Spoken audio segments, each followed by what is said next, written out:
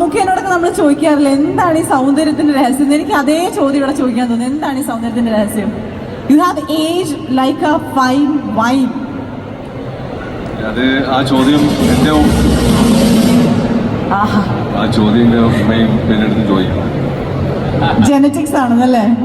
Okay, അപ്പൊ എന്തായാലും നമുക്ക് ബാഡ് ബോയ്സിലേക്ക് വരാം. എന്താണ് bad boys and Rahman?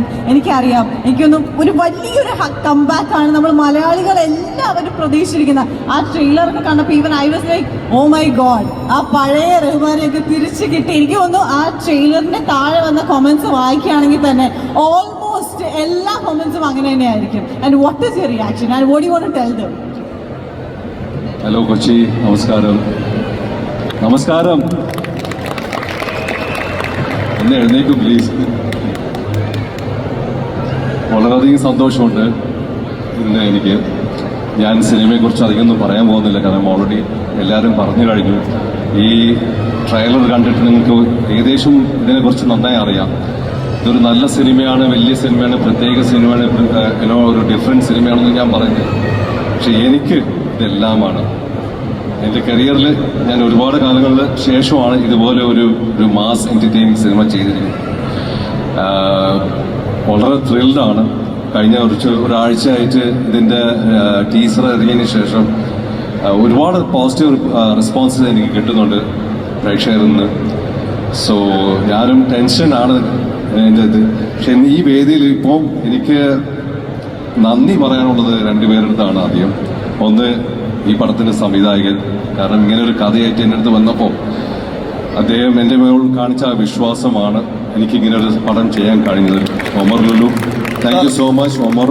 And Sarangan writer, thank you so much Omar, thank you so much. Thank you sir, thank you. കാരണം ഞാൻ ഒരിക്കലും ഇങ്ങനെ ഒരു നമ്മൾ കഥ കേട്ടിട്ടുണ്ടെങ്കിലും ഞാൻ ഒരുപാട് ചിരിച്ചിരുന്നു. പക്ഷെ എനിക്ക് എപ്പോഴും ഒരു സംശയമായിരുന്നു എന്നെ കൊണ്ട് ഇങ്ങനെ ചെയ്യാൻ പറ്റുമോ എന്നുള്ളത്.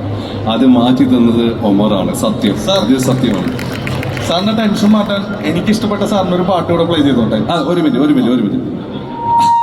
ഞങ്ങള് ഈ ഷൂട്ടിംഗ് കഴിഞ്ഞ് ഏതാണ്ട് 1.5 മാസം ആയിട്ടുള്ളൂ.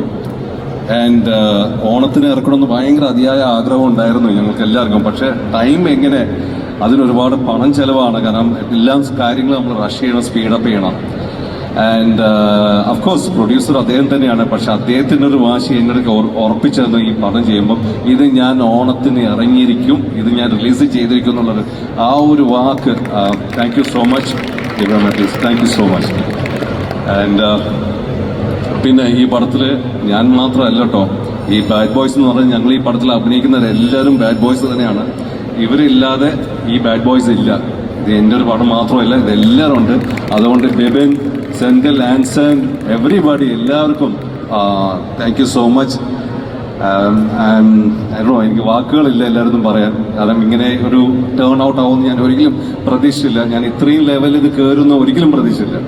Thank you so much Sudheer, Tini, Babu Antony, thank you so much. Thank U Sheelu, thank you for working with me. Thank you. ഒരു ടെക്നീഷ്യന്റെ പേര് നമ്മൾ വിട്ടുപോയി, കാരണം പിന്നെ DOP ആൽബി, അതുപോലെ തന്നെ എഡിറ്ററായ ഡോൺ ബോസ്കോ, പിന്നെ മ്യൂസിക് ഡയറക്ടർ വില്യംസ്. ഒരുപാട് നന്ദി രേഖപ്പെടുത്തുന്നു. എല്ലാവരും ഉണ്ടോ അവിടെ?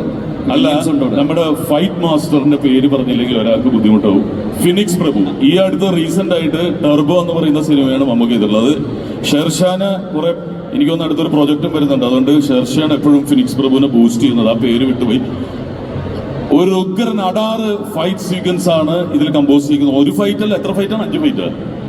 ഞാൻ ഫിനിക്സ് പ്രഭു മാത്രമല്ല, അഷ്റഫ് ഗുർഗൻ.